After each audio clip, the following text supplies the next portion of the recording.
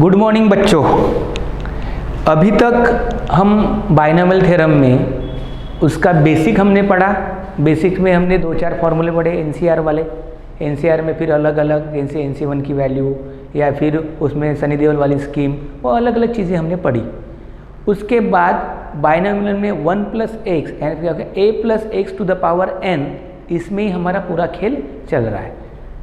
कल यानी अभी तक हमने उसमें फिर मिडल टर्म पढ़ी, उसमें बाद T4 T5 यानी वो आर्थ टर्म जो निकालनी है, उसके बाद term from and, term from beginning, इनका रेशो, ये टर्म्स क्या होती है, ये सारी चीज़ों को हमने रिकॉल किया।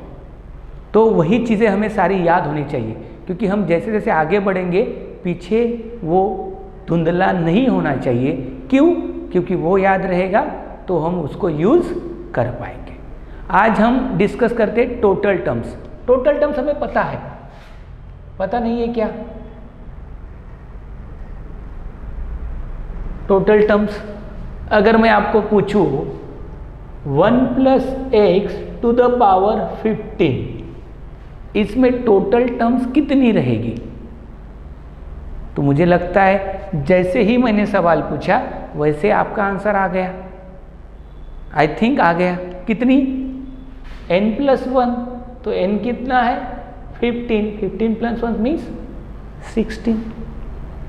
लेकिन अगर कभी टोटल टर्म्स का सवाल आया तो आपको क्या लगता है ऐसे पूछा जाएगा?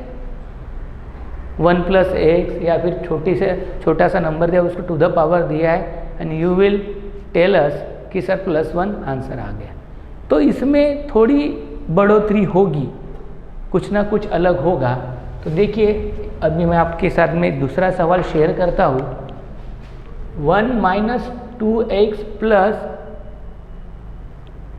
x² टू द पावर 15,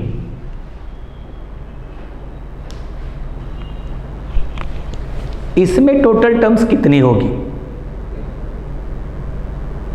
आप कहोगे सर 15 + 1 16। लेकिन अगर इस चीज़ को हम देखते तो ये क्या है? 1 - x का whole square to the power 15, to the power 15, तो क्या होगा? 1 - x टू द पावर 30 हुआ। 1 - x टू द पावर 30 हुआ। अब कितनी टोटल टर्म्स हो गई फिर? 30 + 1 मीन्स 31। समझ रहे हैं आप? हम धीरे धीरे थोड़ा थोड़ा ऊपर बढ़ने की कोशिश कर रहे हैं ताकि आपके दिमाग में वो चिपकता जाए, बाउंस ना हो जाए या फिर टैंजेंट ना चला जाए, छूकर चला गया। मैं चाहता हूँ वो अंदर रहे। पहले हमने छोटी सी चीज़ जो हमें पता थी, अब देखिए ऐसे लिखा था तो आंसर क्या आया? 31। देखिए पर और हम बोल देते थे सर 16, लेकिन 16 is not the answer, answer is 31। इसको कॉपी कीजिए, मैं और एक आपको प्रॉब्लम देता हूं।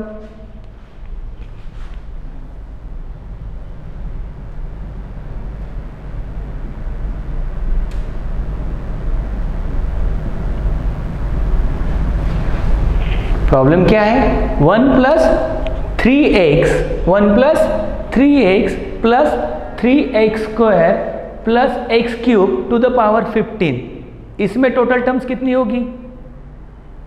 इसमें टोटल टर्म्स कितनी होगी वही हमें देखना पड़ेगा। जो ब्रैकेट में दिया है वो क्या है? तो आपको दिख रहा है वो 1 + x का होल क्यूब है, टू द पावर 15 है, तो क्या हुआ? 1 + x टू द पावर 45, और 45 मतलब टर्म्स कितनी होंगी? 46। यानी हमें फॉर्म चाहिए, a + x का फॉर्म होता है तो हम डायरेक्ट आंसर बता सकते हैं, इसलिए फिर हमने उसको a + x के फॉर्म में लेके आए हम उसको, उसके बाद हमें आंसर मिल गया। चलिए आगे और डिस्कस करते हैं, धीरे धीरे आगे बढ़ेंगे। ये सारी चीज़ें आपको आती हैं ऐसे लगता है मुझे, क्योंकि जितना हमने अभी तक डिस्कस किया है उस चीज़ों से आपको सारी चीज़ें का नॉलेज है। x + x square plus x cube to the power 15।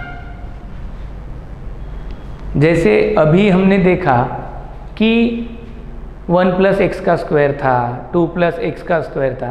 अभी यहाँ स्क्वायर या क्यूब कुछ है क्या? नहीं। हमेशा हमें प्रिस्क्राइब फॉर्म में सवाल नहीं मिलेगा। कभी कभी सवाल ऐसा होगा जिसे हमें पहचानना होगा, या फिर जैसे मैं हमेशा कहता हूँ, प्रॉब्लम कुछ भी हो, हमें उस प्रॉब्लम को, हमें जो पता है, हमें जो फॉर्म याद है, या हमें जिस फॉर्म में हम प्रॉब्लम को सॉल्व कर सकते हैं उस फॉर्म में ढालना आना चाहिए। यानी जैसे मैं कहता हूँ हमेशा कि चश्मा जैसे मुझे है ये देखने के लिए, लेकिन बच्चों आपको मैथमेटिकल चश्मा आंखों पे आना चाहिए, जिससे क्या दिया है, मेरे मतलब की चीज़ क्या है वो मुझे समझनी होगी।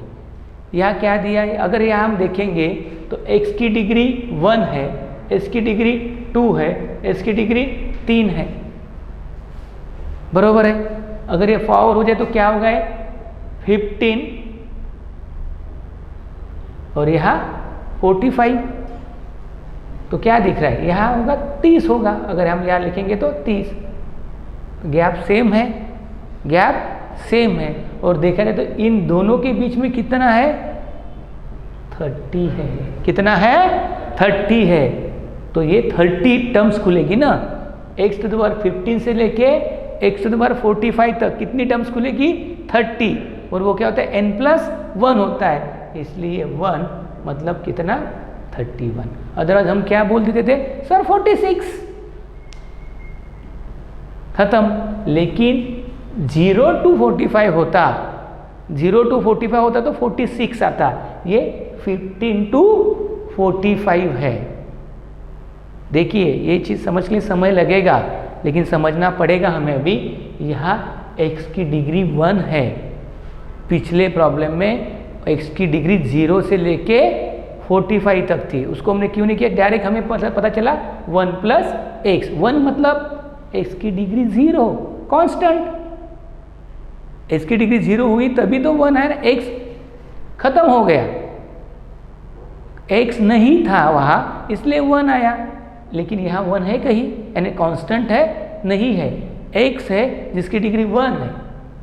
हाईएस्ट डिग्री कितनी है, क्यूब है। हम इसमें कंपैरिजन देख रहे हैं, ओके। 1 की यहाँ पे, 1 के बाद 2, 2 के बाद 3, और जब मुझे दिख रहा है कि x को 15 है तो हमें एक एक खुलेगा।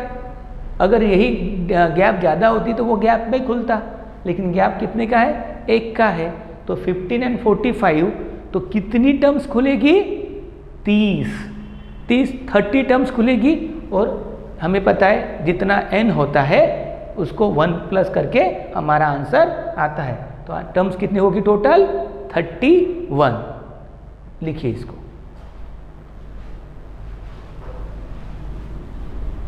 ओके आगे बढ़ते हैं।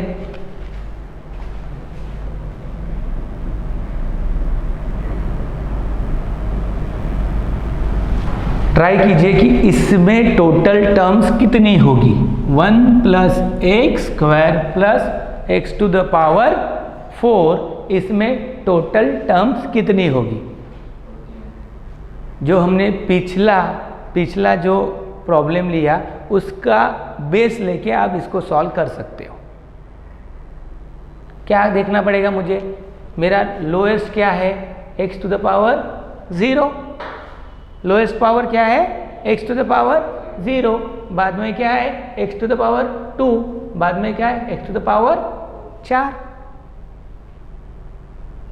दिख रहा है मुझे कितने का गैप है, 2 का गैप है। यानी बेसिक काम है मेरा कि मुझे लोएस्ट डिग्री और हाईएस्ट डिग्री दोनों को देखना होगा। लोएस्ट डिग्री क्या दिख रही है मुझे, x to the power 0, highest degree क्या दिख रही है, x टू द पावर 4, और बीच में भी ये तो इनका, और ये भी दिख रहा है मुझे कांस्टेंट ऑफ 2 डिग्री, 2 का गैप है, यानी 2 टर्म्स खुलेगी। दो दो टर्म्स खुलेगी, 2 का गैप है। तो अभी लिखूंगा कैसे मैं, ये 0 ही रहेगा, 0 टू द पावर 10 0 ही होगा, यहाँ होगा x टू द पावर 20 और यहाँ होगा x to the power 40। Gap कितने का है, 2 का है। लेकिन टोटल टर्म्स कितनी खुलेगी यहाँ 40, लेकिन 40 है लेकिन गैप 2 का है, तो 2 टर्म्स एक साथ खुलेगी, इसलिए डिवाइडेड बाय 2 प्लस 1, तो टोटल टर्म्स कितनी हुई 21।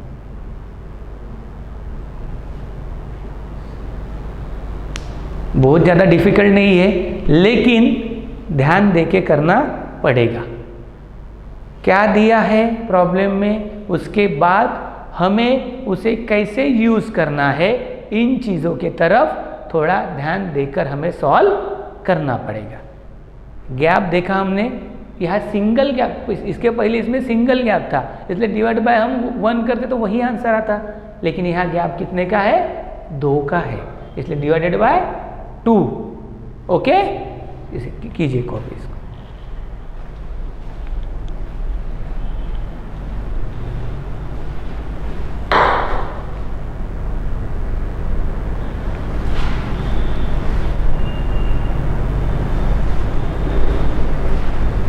अगले सवाल की तरफ बढ़ते हैं।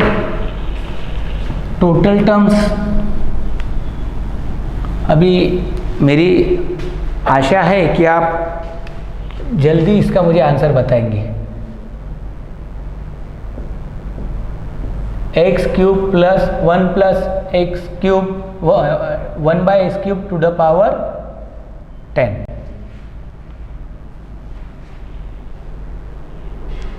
क्या होगी टोटल टर्म्स।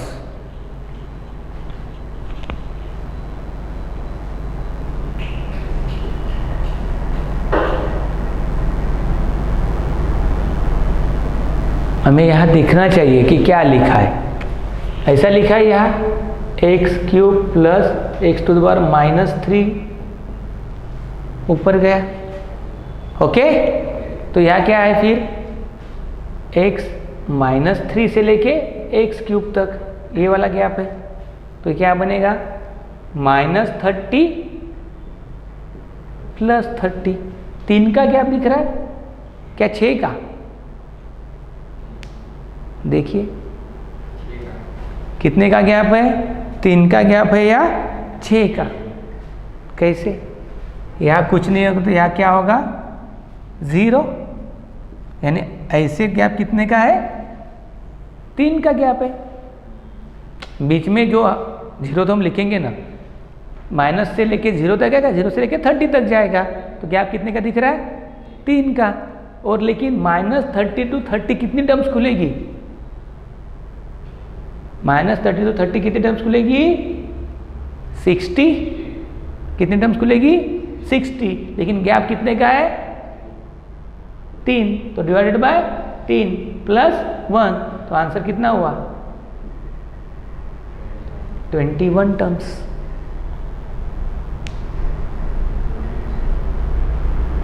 तो ये हमें टर्म्स, टोटल टर्म्स बताते समय जो अभी हमने ये इतने 3 4 5 प्रॉब्लम जो डिस्कस किए, मुझे लगता है इसमें सारी आइडिया आपकी क्लियर हो गई होगी, ताकि अभी आपको टोटल टर्म्स का कोई भी प्रॉब्लम पूछा गया तो you are able to give answers.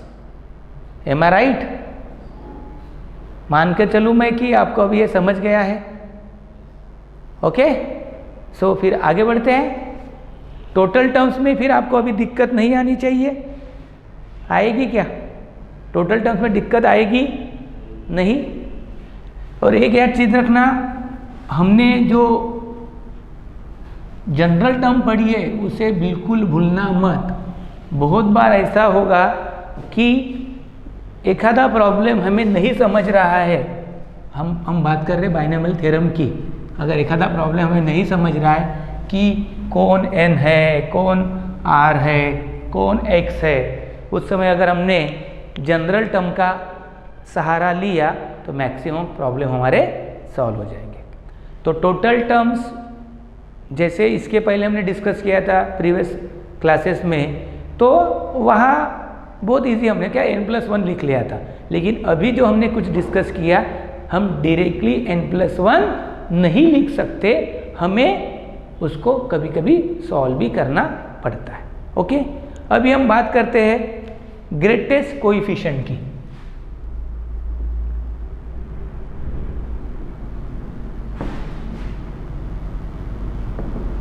Greatest coefficient मतलब क्या? कोएफिशिएंट जैसे ही हमारे दिमाग में आता है, हमें दो चीज़ हमारे जहन में घूमनी चाहिए। सर कोएफिशिएंट मतलब दो प्रकार के coefficient, binomial coefficient and total coefficient. ये क्लिक होना चाहिए। जैसे अगर मैं कोई भी चीज़ बोलता हूँ, मैं तो बोल दूंगा, लेकिन बोलने के बाद आपके दिमाग में उसका ऑपरेशन होना चाहिए वो चीज़ का, कि वो खुलती कैसे है, किस चीज़ से रिलेटेड है। मैंने तो बोल दिया कोएफिशिएंट, बाइनोमियल में हम बात कर रहे हो और मैंने कह दिया कोएफिशिएंट निकालना है। सर कौन सा, टोटल या बाइनोमियल? टोटल या बाइनोमियल, दो होंगे अलग अलग। ओके, तो लेकिन जैसे ग्रेटेस्ट कोएफिशिएंट हमें निकालना है, उस समय हमें याद होगा हमने बात कही थी मिडल टर्म हमारी यहाँ हमें मदद करने वाली है। हमेशा मिडल टर्म का ही कोएफिशिएंट हाईएस्ट होता है, ग्रेटेस्ट होता है। तो सर कैसे? वहाँ तो फिर दो फॉर्मूले हैं। कौन से? जब हम बात करते हैं n इज ऑड और दूसरी हम बात करते हैं n इज इवन, तो ये भी अभी दिमाग में आना चाहिए। सर इवन के लिए अलग फॉर्मूला था, ऑड के लिए अलग। और सर वहाँ और एक चीज़ थी, जब इवन था तो सर एक ही हमें मिला, मिडल टर्म हमें सिंगल मिली। लेकिन जब सर ऑड नंबर था n, उस समय हमें दो चीज़ें मिली, और वो हमें क्या मिली? टी टर्म, यानी Tn, T1, T2, T3, Tr, जो भी टी टर्म हमें मिली। अगर मैंने आपको इसके पहले हमने डिस्कस किया था, अगर मुझे T4 निकालना है या T8 निकालना है, इसका मतलब मुझे क्या निकालना है? NCR क्या होगा मेरा? यही गड़बड़ हो जाती है। अगर हमें ये याद नहीं रहा तो प्रॉब्लम गलत हो जाएगा। अगर मुझे T8 निकालना है तो मैं निकालूंगा NC7। क्या निकालूंगा मैं? NC7। इनकी वैल्यू मुझे पता होगी, जो भी प्रॉब्लम में दी होगी, तो मैं क्या निकालूंगा? NC7। क्यों? क्योंकि सर T जो होता है, जो T7, T8, वो होता है सर TR+1। याद होना चाहिए हमें, जनरल टर्म क्या होती है? TR+1 NCR a⁻n−r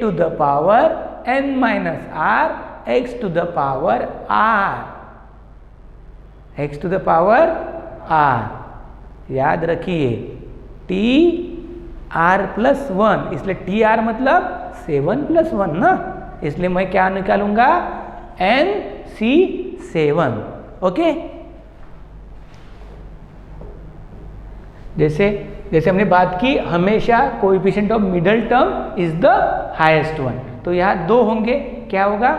n की वैल्यू के n = एक जगह ऑड होगा, n = एक जगह इवन होगा। ओके, तो ऑड का फॉर्मूला बताइए, याद आ रहा होगा आपको। तो दो कौन सी टर्म्स थी हमारी? टी क्या था? दो चीज थी, क्या था? Tn+1 / 2 first. सेकंड क्या था? Tn+3 / 2। और इवन में क्या था? Tn/2 + 1। लेकिन ये क्या मिल रही है मुझे? टी टर्म मिल रही है। मुझे कोएफिशिएंट मतलब NCR निकालना है, तो इसमें R क्या होगा? इसको थोड़ा इधर लिख लेते हैं, Tn/2 + 1। अगर पहले हम इवन को अगर देखते हैं तो मेरा ग्रेटेस्ट कोएफिशिएंट क्या होगा? NCR। मतलब क्या होगा? NCR। तो इसको मैं कैसे लिखूंगा इस टर्म को? इसमें से क्या करना पड़ेगा मुझे? R की जगह ये है ना n/2 + 1, तो इसमें से क्या करूंगा? -1 करूंगा मैं, तो मुझे क्या मिलेगा? NC n/2। अगर इवन है, n क्या है? इवन है, तो उसका ग्रेटेस्ट कोएफिशिएंट क्या होगा? NC n/2। डायरेक्ट फॉर्मूला में यूज करना है, NC n/2। यहाँ क्या होगा? NC n+1/2 -1। इसको सॉल्व करेंगे तो क्या करेंगे? क्या होगा? NC n-1/2। इतना सॉल्व करना आपको आना चाहिए अभी। और यहाँ क्या होगा? NC n+3/2 -1। तो क्या होगा आंसर? NC n+1/2। ये ग्रेटेस्ट कोएफिशिएंट हमें कहाँ मिलेगा? जब मेरा n इवन है, जब मेरा n इवन है उस समय NC n/2 ग्रेटेस्ट कोएफिशिएंट। और वो कब मिलता है? हमने डिस्कस किया जब मिडल वैल्यू यानी मिडल टर्म्स हमें देती है सबसे बड़ा कोएफिशिएंट। एग्जाम्पल भी अगर हम कोई भी, आप अपने पुराने भी हमने एक्सपेंशन किए थे, उसमें देखना आप मिडल टर्म ही सबसे बड़ी है, क्योंकि वो बढ़ती है बाद में कम होती जाती है। NC की वैल्यू बढ़ती है बाद में कम होती जाती है, बरोबर है। तो सबसे बड़ी टर्म कौन देता है हमें? Middle term give us the maximum coefficient value. ये आप लिख के रख लोगे तो middle term give us the maximum coefficient value. Okay, जब ऑड होगा तो दो कोएफिशिएंट मिलेंगे। क्या मिलेंगे? दो। एक होगा NC n-1/2, एक होगा NC n+2। दो होंगे क्योंकि ऑड में दो मिडल टर्म होती है, ओके। सो ये यानी ग्रेटेस्ट कोएफिशिएंट क्या है? ये अलग अलग टर्म्स हम पढ़ रहे हैं, उनका यूज कभी कभी ऐसे होगा कि जितनी चीज़ें हमने पढ़ी एक हाथ प्रॉब्लम में 5-6 चीज़ें यूज हो जाएगी। क्योंकि JEE में जब सवाल आएगा मेंस या एडवांस में, it's a combination of concepts. Directly वो आपको, जैसे थोड़ी देर पहले हमने टोटल टर्म्स पढ़ी, 1 + x⁻100 का आपको टोटल टर्म्स नहीं पूछेगा। आप बोलेंगे सर 101, वो जैसे हमने बाद में फॉर्म लिए गैप वाला पूछेगा अगर पूछा तो, जिसमें you need to apply your knowledge, apply your concept, so you can find the answer very quickly. अगर आपके कंसेप्ट और आपका नॉलेज सही है, आपकी प्रैक्टिस सही है। अदरवाइज चलो टू द पावर है +1 करो, वो भी ऑप्शन में दिखेगा, that time you went wrong, आप रॉन्ग हो जाओगे या रॉन्ग हो जाओगे। पिछले अगर किया है तो वो रॉन्ग हो जाएगा या यू विल बी रॉन्ग, लेकिन गलत ही होगा। क्यों? क्योंकि हमने स्मॉल चीज़ों की तरफ ध्यान नहीं दिया। अब यह ग्रेटेस्ट कोएफिशिएंट में हमें 3 चीज़ें अगर हमने याद रखी डायरेक्टली, तो हमको ये चीज़ याद रखने की ज़रूरत नहीं है। क्या है? NC n/2 इवन के लिए, ऑड के लिए NC n-1/2, NC n+1/2, 1+/2। वो कितना डिफरेंस है, प्लस और माइनस, याद रखने की जरूरत नहीं है। और यहाँ n/2 यानी देखा जाए तो तीनों n/2 देखो, दिमाग लगाओ, तीनों n/2, लेकिन जब ये ऑड हो जाता है +1 -1 और इवन रहता है तो सिर्फ n/2। NC n/2, यहाँ भी NC n/2, लेकिन -1 +1। प्रैक्टिस से हम आगे बढ़ेंगे। अभी हम डायरेक्ट भी आंसर निकाल सकते हैं। जब अगर किसी ने पूछा greatest middle term, greatest term पूछेगा ना वो, ग्रेटेस्ट कोएफिशिएंट, हम मिडल टर्म, हाँ क्या है इनकी वैल्यू, चलो ऑड है इवन है, उसी हिसाब से हमारा फॉर्मूला यूज करेंगे। ओके, चलो इसको कॉपी कर लो।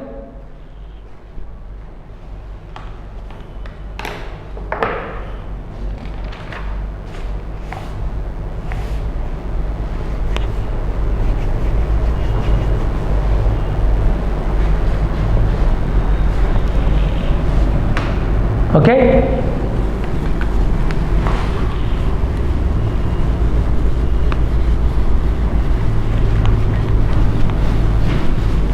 सवाल लिखते हैं। Find middle term in, find middle term in x square 1/x to the power 9।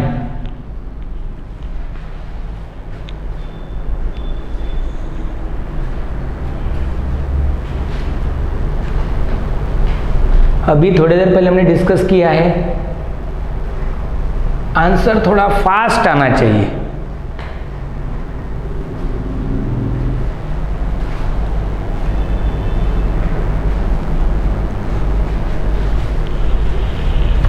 Quickly मुझे मिडल टर्म पहले बताइए, बाद में उसको भी आगे आगे सॉल्व करेंगे।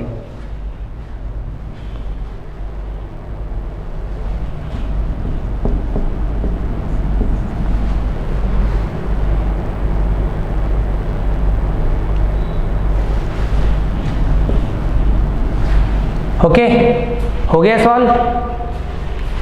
क्या करना था हमें यहाँ, हमें फाइंड आउट करना है मिडल टर्म। मिडल टर्म हमने n की वैल्यू देखनी चाहिए। n is 9, 9 is equal to odd की इवन, ऑड। तो फॉर्मूला मुझे याद आना चाहिए, nc n plus 1/2 nc n minus 1/2। तो वैल्यू रखूंगा मैं यहाँ, तो क्या होगा 9 प्लस 1/2, 9 माइनस 1/2, तो क्या होगी वैल्यू 5 and 4, 5 and 4। तो यानी मुझे क्या अगर इतना आंसर हो गया तो आंसर क्या होगा वो T5 T4, T5 T4 होगा कि T5 T6 होगा। This is the value of R। ये क्या होगी, वैल्यू ऑफ R हो गई। अगर मुझे टर्म निकालनी है तो हम टर्म कौन सी टर्म निकालेंगे,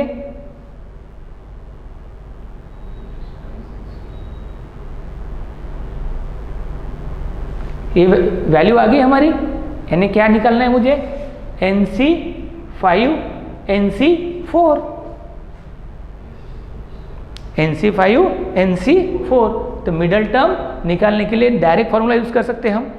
कोई दिक्कत होगी, ऑड होगा तो ये दो फॉर्मूले, इवन होगा तो सिंपल n/2। ओके, चलो नेक्स्ट प्रॉब्लम।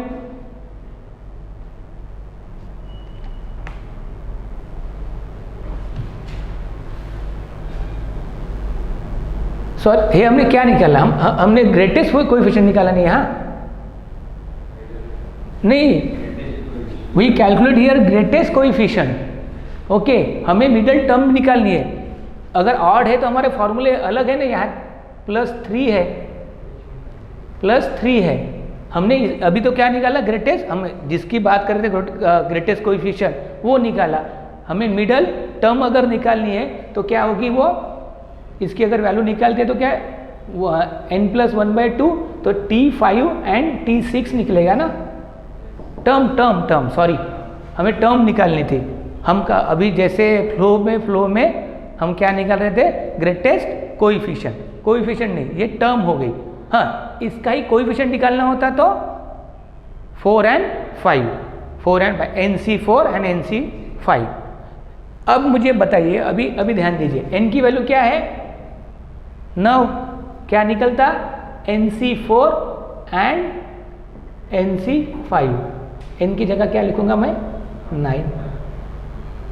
आपको दिखना चाहिए कुछ। अभी इसमें ही बात करते हैं, इसी प्रॉब्लम ग्रेटेस्ट कोएफिशिएंट की बात करते हैं। हमें निकालना था टर्म तो निकलेंगी T5 एंड T6। वो भी हम टर्म भी निकाल सकते हैं, जनरल टर्म। T5 T6 कैसे निकलेगा, T5 इज इक्वल टू क्या होगा 9C4, 4 क्यों, क्योंकि -1, 9C4।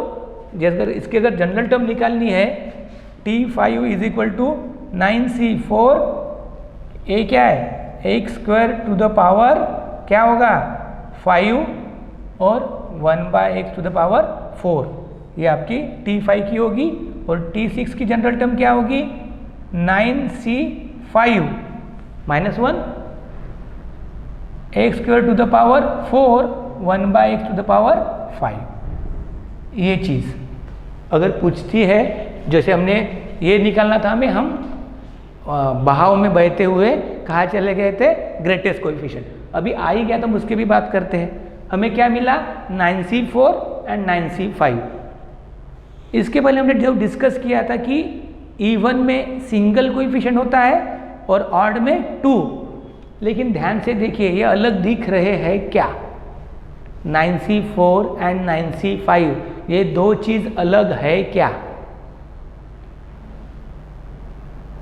मन की आंखों से मत देखना, मैथमेटिकल चश्मा लगाकर देखना कि 9c4 एंड 9c5 अलग है या सेम है। क्यों सेम है बच्चों? ये ऐसा है ना, 9c4 4 और 5 मतलब 9 होता है। This is a, this is b, a + b = n और आ रहा है, मतलब मुझे दो कोएफिशिएंट भला ही मिलेंगे लेकिन वैल्यू उनकी सेम होंगी। वैल्यू उनकी, ये बाइनॉमियल कोएफिशिएंट की वैल्यू सेम होगी। हो सकता है बीच में कुछ अलग नंबर आए, इनके साथ नहीं किया। अगर x अगर वेरिएबल है तो कांस्टेंट कुछ अलग भी होता है। 3 यहाँ 3 होगा, यहाँ 2 होगा, तो वैल्यू डिफर करेगी। लेकिन अदरवाइज ये बाइनॉमियल कोएफिशिएंट तो हमेशा क्या होंगे? आजू बाजू में है, लेकिन ये 4 के बाद 5 आएगा, या यहाँ अगर 6 होता तो यहाँ वैल्यू ज़्यादा होती, फिर यहाँ 7 आता, यहाँ 13 होती। तो ये दोनों क्या है? सेम है। हम एक ही प्रॉब्लम हमने मिडल टर्म फॉर्म की, यानी मिडल टर्म ही हमें निकालनी थी।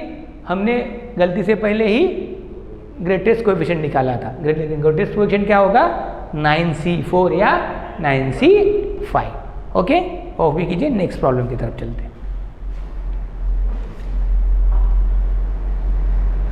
नेक्स्ट प्रॉब्लम में भी हम मिडल टर्म ही निकालते हैं, हम ग्रेटेस्ट कोएफिशिएंट नहीं निकालेंगे, हमें सिर्फ मिडल टर्म निकालनी है। क्या निकालना है? Middle term. और आपका आंसर बिल्कुल मेरे प्रॉब्लम लिखा मैंने उसके बाद ही आ जाना चाहिए। 3/x² - x³ 6⁵ fast. यहाँ मिडल टर्म क्या होगी?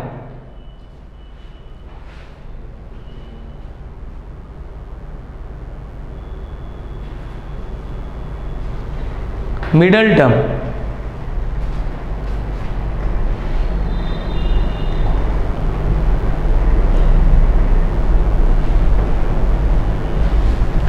अरे बाबा भूल जाते हो आप। मिडल टर्म का फार्मूला Tn/2 + 1, तो Tn की वैल्यू है 8/2 + 1, तो क्या मिला मुझे? T5। अगर T5 अगर मुझे लिखना है तो मैं कैसे लिखूंगा? NC4 और यहाँ क्या होगा? 3/x², n की वैल्यू दी है मुझे 8 है, तो यहाँ होगा 4 और यहाँ होगा -x³ 6⁴ ये मेरा आंसर। मिडल टर्म क्या फॉर्मूला हमारे पास सीधा सीधा है। ऑड है तो n/2 + 1, इवन है तो दो फॉर्मूले t + 1/2, t + 3/2। Okay, clear? Odd और इवन, ये इवन के लिए है, ऑड के लिए दो फॉर्मूले। हम जब ऑड नंबर आता है तो दो टर्म मिलती है हमें, और इवन आता है तो सिंगल टर्म मिलती है। ठीक है, चलो देखिए अभी हमने इसको, हमें T5 निकालना था। T5 मतलब 5th टर्म, लेकिन R की वैल्यू 4, तो फिर हम सॉल्व करते हैं। NCR A n - R 8 - 4 4 और वो 4। और अभी अगर ये देखेंगे हम थोड़ा सा जनरल फार्मूले को डिस्कस करते हैं। ये लिख लीजिए आप, हम जनरल फार्मूला डिस्कस करते हैं थोड़ा, ताकि आपको जनरल फार्मूले में क्या क्या है एकदम क्लियर हो जाए। हो सकता है उसकी ज़रूरत भी पड़े आगे चल के। जनरल फॉर्मूला हमारा क्या था?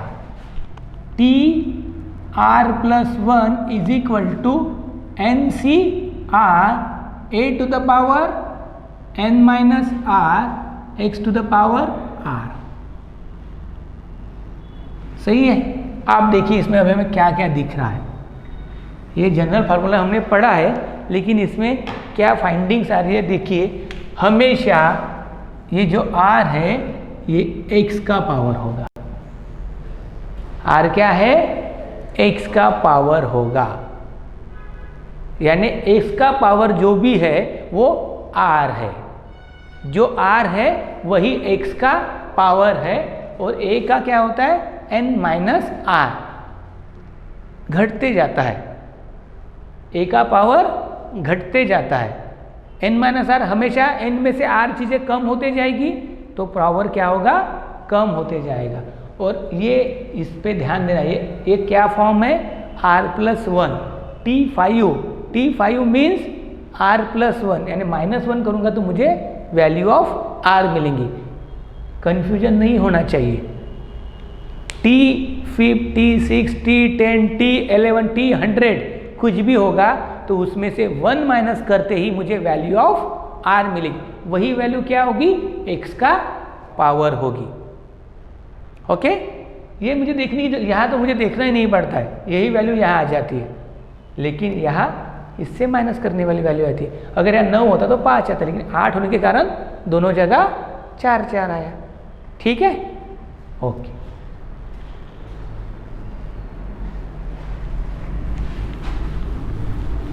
प्रॉब्लम लिखिए।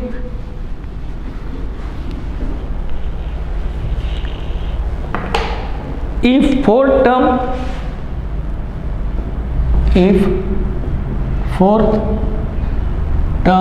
in expansion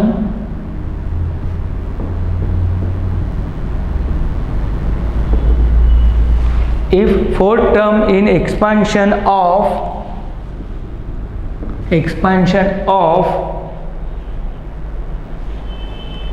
ax plus 1 by x to the power n, ax plus 1 by x to the power n is 5/2, then find a and n। देखो प्रॉब्लम थोड़ा सा अलग दिख रहा है, ऐसा प्रॉब्लम हमने अभी तक सॉल्व नहीं किया। क्या करेंगे? फोर्थ टर्म पूछिए। फोर्थ टर्म एक्सपांशन में ax plus 1 by x to the power n is 5/2, यानी इसका मतलब क्या हुआ? ये समझना बहुत ज़रूरी है। प्रॉब्लम तो दे दिया, लेकिन हमें उसका मतलब समझना चाहिए। इसका मतलब क्या होगा? आंसर 5/2 आ रहा है, इसका मतलब क्या होगा? इसका मतलब है कि x नहीं है, x की डिग्री कितनी है? 0 है। ऐसे भी लिख सकते हैं, यहाँ x की डिग्री 0 लिख सकता हूं मैं।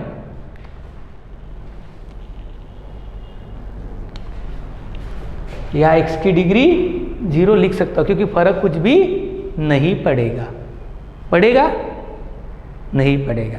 तो वही है आंसर। क्या आता है? 5/2 मतलब कांस्टेंट जब आता है इसका मतलब है कि x की डिग्री 0 है। नहीं तो 5/2 x होता, अगर 1 होता उसकी डिग्री, 2 होती, 3 होती, जो भी होता। लेकिन आंसर क्या है? 5/2 दिया है। और टर्म कौन सी पूछी है? इफ फोर्थ टर्म मतलब T4। फोर्थ टर्म मतलब, चलो जनरल टर्म लिखते हैं इसकी। क्या लिखेंगे?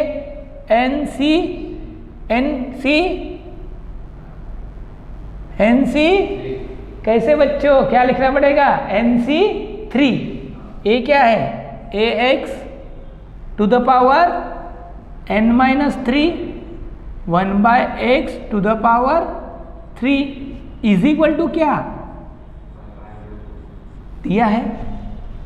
चलो सॉल्व करके दिखाओ पर मुझे कितना करते देखते हैं। कोशिश कीजिए।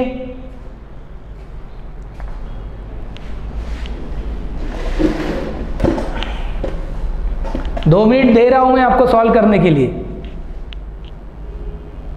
इसमें आपको हिंट एक ही है कि x 0 है, x 0 है।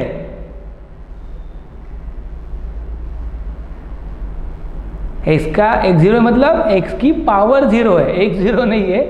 x 0 होता तो कैंसिल ही हो जाता सब कुछ। x का पावर 0 है।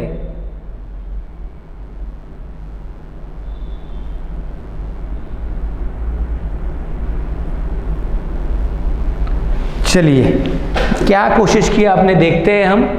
अभी इसको हम थोड़ा सेपरेट करेंगे। NC3 a to the power n-3 सारे x को साथ में लेके जाते हैं तो क्या होगा, x to the power n-3, x to the power 3 नीचे है, सही बात है, इज इक्वल टू 5/2। तो क्या हो रहा है देखिए, NC3 a to the power n-3, यहाँ दिख रहा है मुझे x to the power n-3, ये भी क्या आ जाएगा -3 इज इक्वल टू 5/2। तो ये क्या होगा, NC3 a to the power n-3 x to the power n-6 is equal to 5/2। n-6 यानी n की वैल्यू क्या है, मुझे x टू द पावर क्या चाहिए, x टू द पावर क्या चाहिए 0। तो n की वैल्यू क्या आती है, n-6 इज इक्वल टू 0 मतलब n इज इक्वल टू 6। तो मेरा पहला काम हो गया, n इज इक्वल टू क्या मिला मुझे 6। अभी मैं यहाँ पुट कर दूंगा तो क्या होगा 6c3, n की वैल्यू मिली मुझे 6c3 a to the power 3 x to the power 0 यानी 1 इंटू 1 इज इक्वल टू 5/2।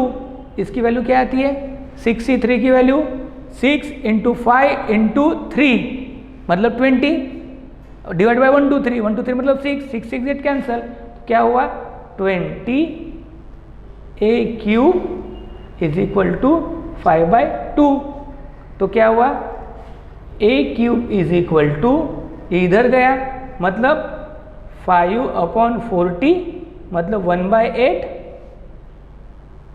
मतलब वही a की वैल्यू 1/2, 2 का क्यूब है ना 1/2। देखिए गौर से, लगे तो और एक बार आपको मैं सॉल्व करके देता हूँ, यानी समझा देता हूँ। ध्यान से देखिए, कुछ नया प्रॉब्लम था, थोड़ा सा कैलकुलेटरी पार्ट्स था, बहुत ज़्यादा डिफिकल्ट नहीं है, थोड़ा समझना पड़ेगा हमें। अगर कुछ अलग ऐसा सवाल आता है तो उसको कैसे करना है। सवाल में क्या पूछा हमें, if fourth term is in expansion of ये ax plus 1/x to the power n is 5/2। उसकी वैल्यू हमें बता दी, वैल्यू क्या बताई हमें उन्होंने 5/2 उसकी वैल्यू है, तो हमें a और n की वैल्यू निकालनी थी। तो फिर हमने अपना यानी जो हमको पता है जनरल टर्म पता है, तो हम अपने प्रोसीजर के वाइज गए। फोर्थ मतलब T4 जैसे ही दिखता है मुझे पता चलना चाहिए R की वैल्यू 3, NCR, n नहीं पता हमें, ax to the power n-3 1/x to the power 3 R जैसे होता है इज इक्वल टू 5/2। तो फिर ये मेरे मतलब का नहीं दिख रहा है, इसलिए मैंने इसको x के पावर को सेपरेट किया। क्या किया, a की पावर यहाँ रखी, x की पावर को x के साथ लेके गया, तो x की पावर क्या थी n-3 और ये 3। जब a देखा मैंने तो x को मिला दिया, तो क्या हुआ x टू द पावर -3 और ये प्लस का ऊपर गया तो माइनस, तो क्या बना वो x टू द पावर -6। और मुझे पता है x की डिग्री क्या है 0। क्यों पता है, क्योंकि इज इक्वल टू 5/2 मतलब इट्स अ कांस्टेंट। वो कब होगा, जब x की डिग्री 0 होंगी तो ही होगा। इसलिए मुझे पता था कि x की डिग्री 0 है और n minus six is equal to 0 means n is equal to 6। n की वैल्यू मुझे मिली 6, तो मैंने फिर पुट कर दी 6c3 a to the power n minus 3 मतलब 6 माइनस 3 ये थोड़ा कुछ स्टेप हमने डायरेक्ट लिखी है, इनटू इसके x टू द पावर 0 मतलब 1। फिर इसको सॉल्व किया 6c3 ये अभी आना चाहिए 6 इंटू 5 इंटू 4, क्यों? क्योंकि 3 है तो 3 टर्म खुलेगी। 6 इंटू 5 इंटू 4 डिवाइडेड बाय 1 2 3 2 2 जा तो 2 3 जा 6 6 6 गेट कैंसल, ऊपर बचे 5 और 4 20 a cube is equal to 5/2।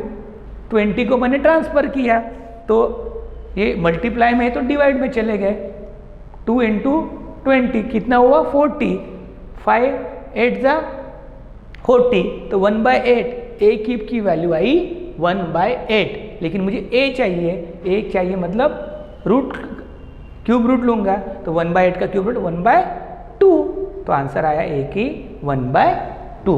Answer is 1/2।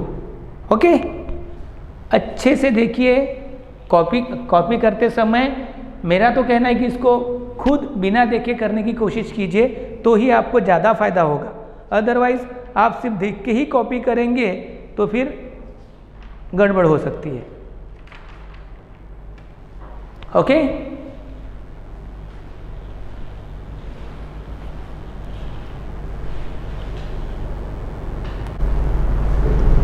तो ये आपने प्रॉब्लम सॉल्व किए, कुछ अलग दिखा। अभी हम ऐसे कुछ प्रॉब्लम करते हैं जिसमें हमारे थिंकिंग को भी हमें उल्टा सुल्टा करना पड़ेगा। सोच डेवलप करेंगे तो प्रॉब्लम इजी होते जाएंगे। प्रॉब्लम अलग अलग रहेंगे लेकिन हमें उसे इजी करना है और हमारे मुताबिक उसको ढालना है। चलिए प्रॉब्लम लिखते हैं। If coefficient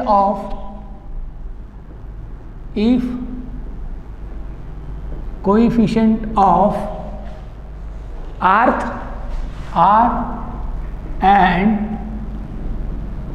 r+1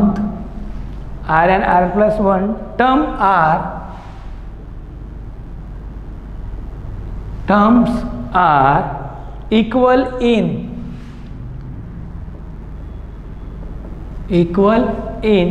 1 plus x to the power 21,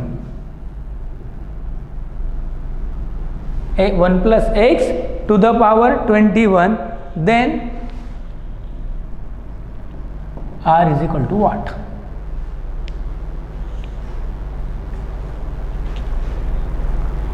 सोचना पड़ेगा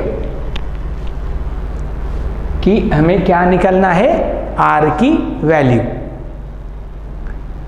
मैं हमेशा, मेरा कहना है कि हमें विचार करते हुए, लॉजिक लगाते हुए क्वेश्चन को सोचना पड़ेगा कि क्वेश्चन क्या कह रहा है, क्वेश्चन क्या मांग रहा है, ताकि मैं मेरे फॉर्मूले की पोटली में से कौन सा औजार निकालूं ताकि इसका काम तमाम हो जाए। सोचिए कि हमें कोएफिशिएंट ऑफ r निकालना है जब वहाँ r और r+1 इक्वल है, r and r1 plus equal है कहा 1 plus x to the power 21 में। यहाँ मैं आपको शॉर्टकट भी बता दूंगा, लेकिन पहले ये होता कैसे है। देखिए ये शॉर्टकट यहाँ क्यों होने वाला है, क्योंकि यहाँ 1 है, यहाँ 1 होने के कारण हम डायरेक्ट फॉर्मूला लगा सकते हैं, लेकिन अदरवाइज हमें जनरल टर्म, देखो हम जनरल टर्म पे इतना फोकस इसलिए करें कि जनरल टर्म से हमें बहुत सारी चीज़ें आसान हो जाती है। तो जनरल टर्म का यूज़ करते हुए हमें इसको सॉल्व करना है। कौन सी टर्म निकालनी है हमें, r और r+1। तो उसी जनरल टर्म क्या होगी, 21c क्या होगी,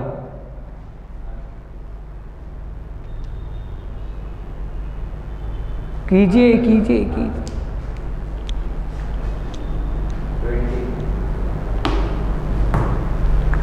यह r-1 है।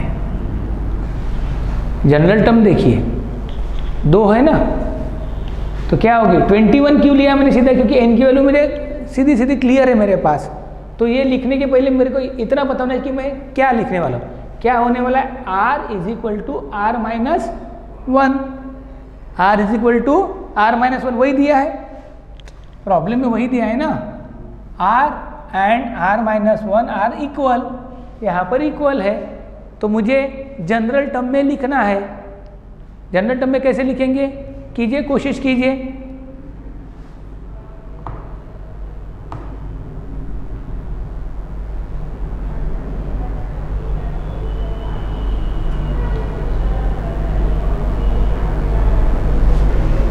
नहीं आप कर रहे हैं। देखो, हमें टर्म अगर कोई पूछता है तो टर्म हम कैसे लिखते हैं, अभी तक हमने लिखा है।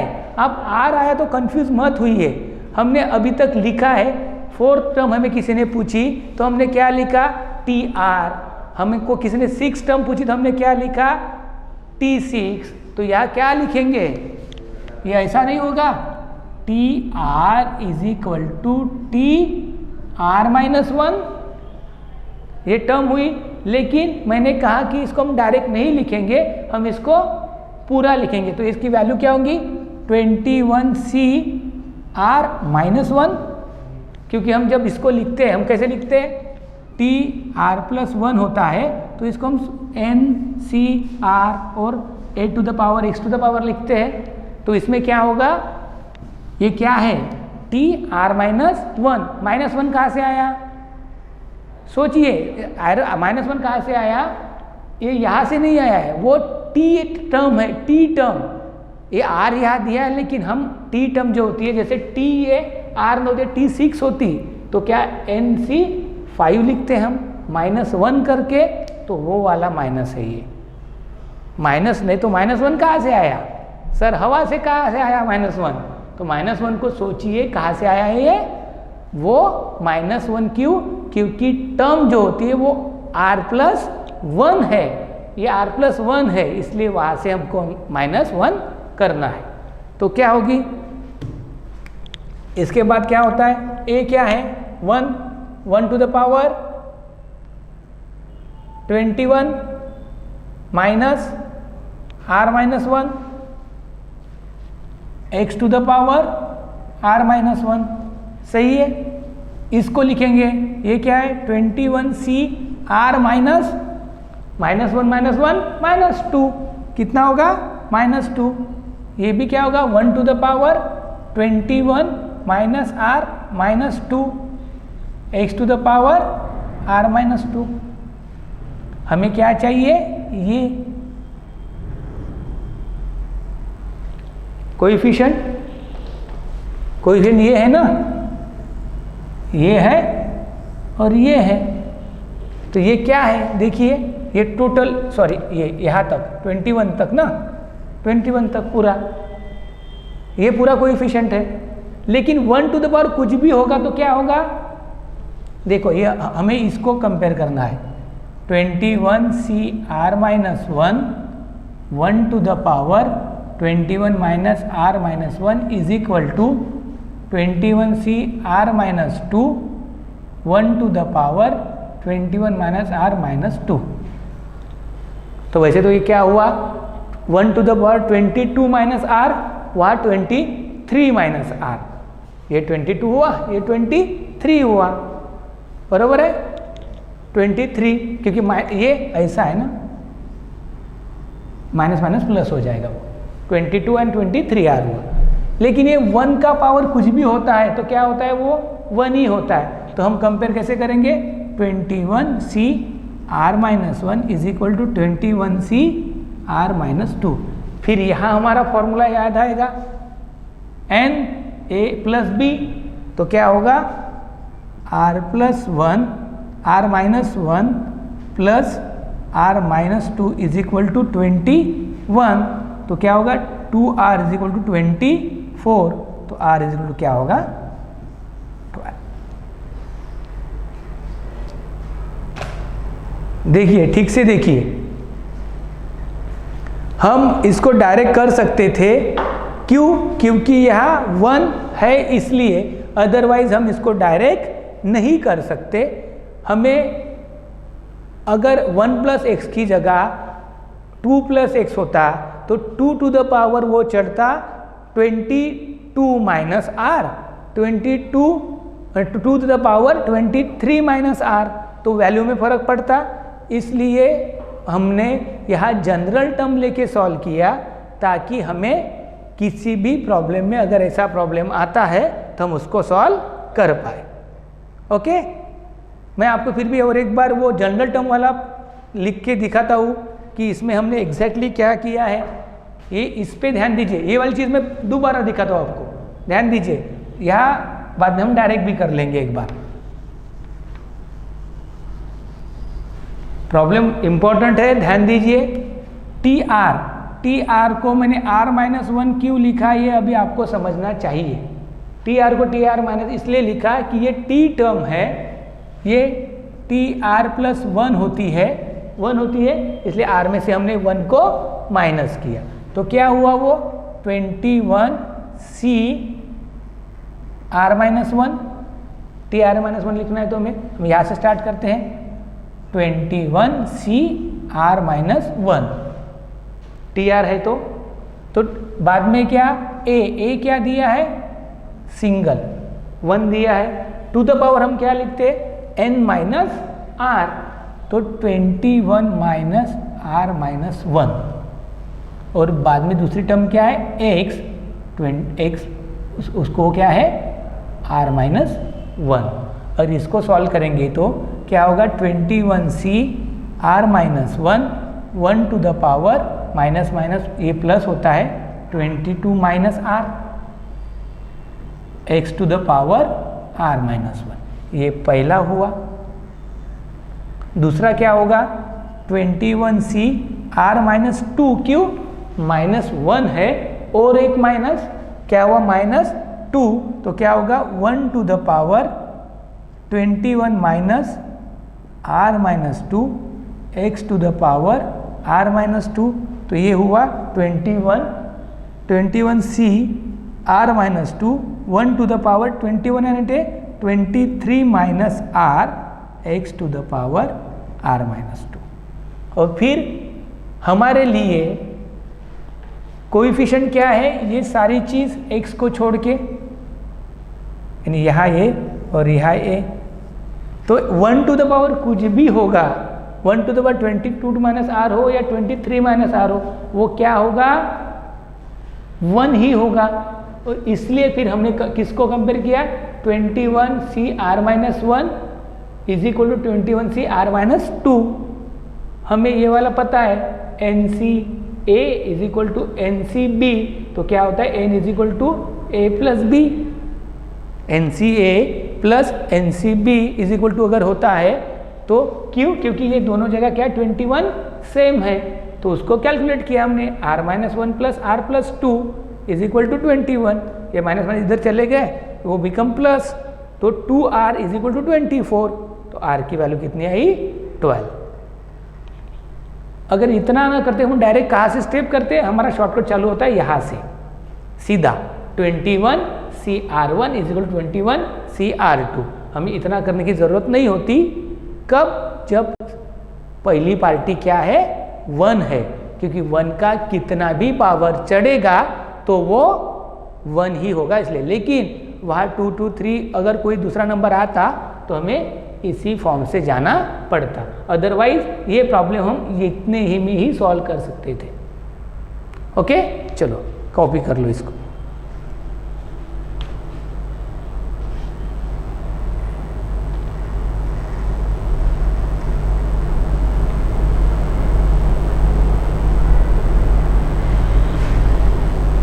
चलो next,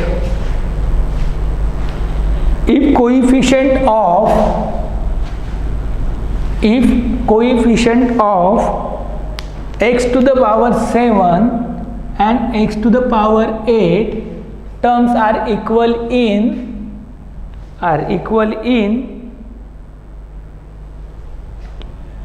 2 plus x by 3 to the power n, 2 plus x by 3 to the power n are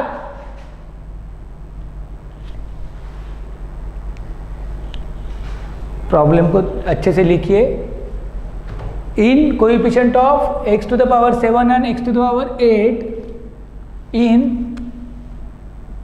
x 2 plus x by 3 to the power n are equal,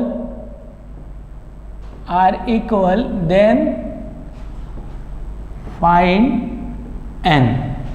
क्या फाइंड आउट करना है? n फाइंड आउट करना है. अभी तक हमें r दिया, r पूछा था, r दिया था, अभी क्या दिया है? x. अब यहाँ और दिमाग लगाना है. प्रॉब्लम क्या है? If coefficient of x to the power 7 and x to the power 8 in 2 plus x by 3 to the power n are equal, then find n की वैल्यू निकालनी है. सोचिए, हम डिस्कस कर चुके हैं. मैंने बार बार बोला है कि हमारे लिए जनरल टर्म ये बहुत महत्वपूर्ण है. जनरल टर्म बहुत महत्वपूर्ण है. तो जनरल टर्म का यूज करके ही हमें यहाँ सॉल्व करना पड़ेगा. कैसे करेंगे? हमने पढ़ा था, तो हमने डिस्कस भी किया था. जनरल टर्म जैसे मैं लिखता हूँ, हम और एक बार उसको देखते हैं. जनरल टर्म हम कैसे लिखते हैं? N c r a to the power n minus r x to the power r. क्या दिख रहा है? यानी मतलब, इसका मतलब क्या होता है? Degree of x is always is r. क्या होती है? हमेशा x की डिग्री क्या होती है? r होती है. हमें r पता नहीं, हमें r पता चला, हमें ये प्रॉब्लम में r पता नहीं था, लेकिन ये जनरल टर्म को कंपेयर करने के बाद हमें r पता चला. क्या है r? 7 और 8. r की वैल्यू डायरेक्ट मिली हमें. क्या है? 7 और 8. तो हम उसकी वैल्यू डायरेक्ट कैलकुलेट कर सकते हैं, जनरल टर्म्स लिख सकते हैं उनकी. क्या होगी? NC7 तो क्या होगा? 2 to the power n minus 7 x by 3 to the power 7. और दूसरी तरफ क्या होगा? NC8 तो क्या होगा? 2 to the power n minus 8. और यह क्या होगा? x by 3 to the power क्या होगा? 8. r की वैल्यू हमें डायरेक्ट मिली. r की वैल्यू डायरेक्ट मिली कैसे? कि जो x की डिग्री होती है वही r की वैल्यू होती है. तो x की डिग्री 7 है, x की डिग्री 8 है. हमने इसलिए हमने उसको लिखा. फिर ये NC7, ये NC8. लेकिन ये दोनों क्या है? ये दोनों क्या है? इक्वल है. तो देखिए अभी कौन किसको काटता है, कौन क्या करता है. इस समय हमें कैसे उल्टा सोचना पड़ा. सोच कैसी लगाई हमने? पहले जनरल टर्म को देखा, फिर वहाँ देखा कि अरे भाई साहब, यहाँ x का जो पावर होता है वही मेरा r होता है, और यहाँ मुझे r की ज़रूरत थी. और r निकालने के लिए मेरे पास कोई दूसरा यानी उपाय नहीं था. तो लेकिन मुझे पता चला कि जो इसकी डिग्री होती है वही r होती है, तो फिर मैंने उसको r में लिया. आप अगर लिख के रख सकते हो, degree of x is represented by r. Okay, तो ये मिला. अभी इसमें देखिए क्या दिख रहा है? x यानी x बाई 3 कितना? 7 और 8. क्या होगा? कैंसल होगा? कैंसल.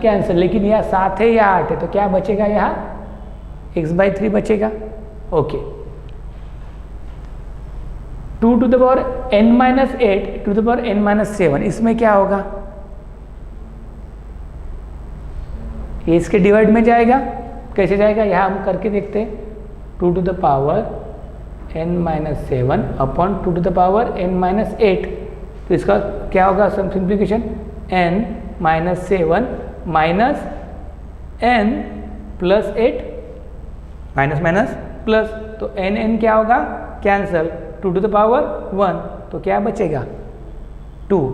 तो इसको भी कैंसिल करूँ, देखो ये कैसे किया, हम इसको पूरा नहीं लिखने वाले हैं, ये इसको और इसको हम कैंसिल कैसे कर रहे हैं, दिस एंड दिस कैंसिल कैसे हो रहा है, इसलिए मैंने यहाँ लिखा।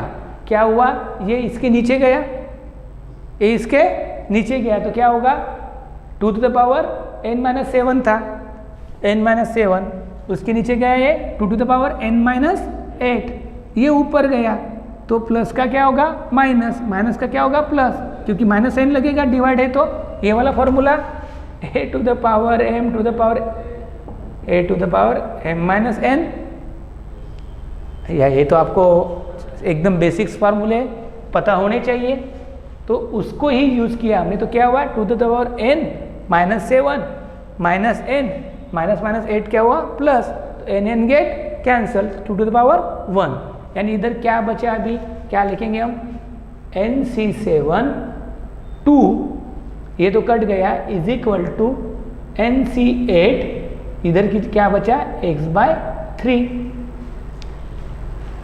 ओके, तो इसको आगे कैसे सॉल्व करेंगे,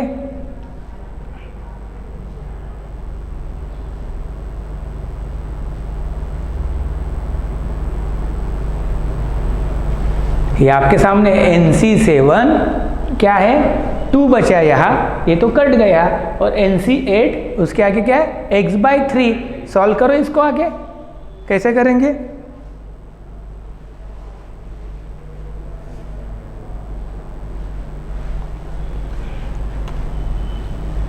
वन होता का x होता हुआ,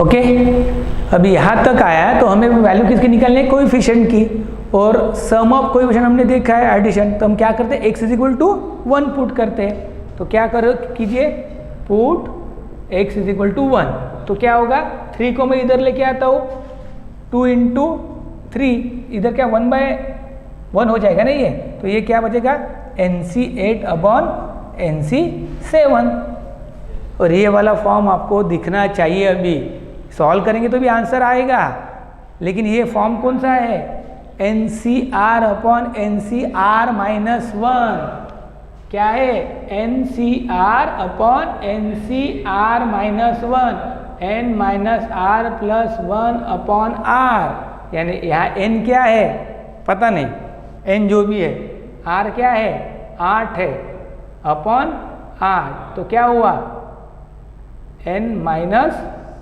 7 अपॉन 8, ये आएगा, और ये इधर क्या है 6 है, तो ये क्या 48 is equal to n minus 7, तो n की वैल्यू कितनी हुई, ये आपको आना चाहिए, क्या है ये 2 into 3 क्या है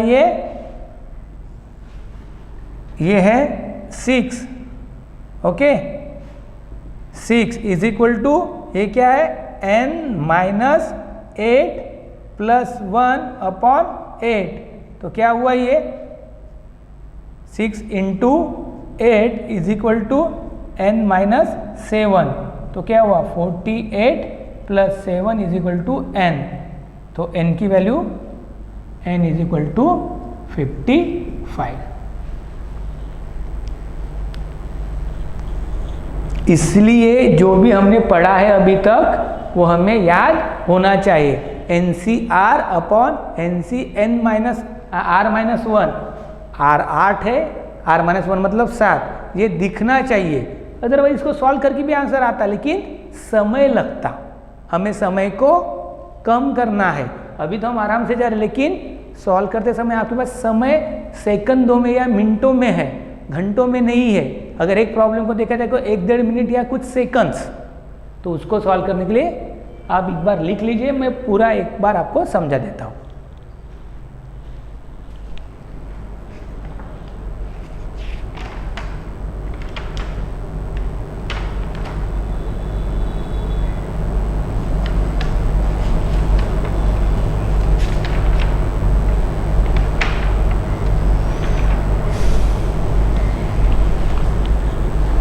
ओके, सो लिख लिया आपने।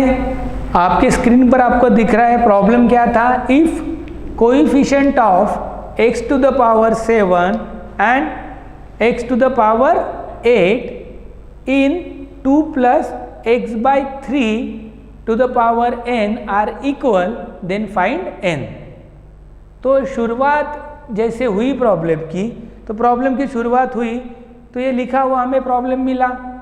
तो प्रॉब्लम में फिर अरे बाबा ये x की फॉर्म में है, लेकिन मुझे तो r वाली चीज़ पता है। तो फिर हमने जनरल टर्म को रेफर किया, हमें पता चला जो r होता है वही x का पावर होता है या x की डिग्री होता है, इसलिए हमने degree of x is represented by r।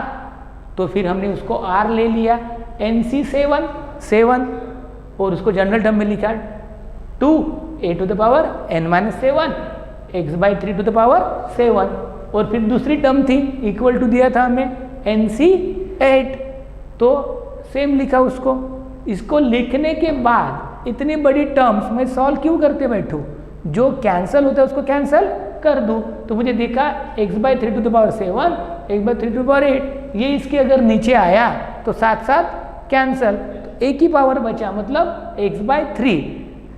इसको मैंने इधर लिया, लेकिन इसको उधर क्यों लेके गया, बिकॉज ये छोटी टर्म है। n-8 और n-7 छोटा कौन है, n-8 छोटा है, बड़ा नंबर मत देखिए, माइनस में है वो, तो ये छोटा है, तो इसको इधर लेके गए। तो इसको हमने सॉल्व किया ऐसे, तो उसका आंसर कितना आया 2। चलो फिर इसको 2 लिख लिया, और ये 3 था, इसको उधर यानी ये 2 और NC 7 2 is equal to NC 8 x by 3। अभी हमें कोएफिशिएंट निकालना है, हमें x को क्या पुट करना पड़ेगा, ये हमने पढ़ा है।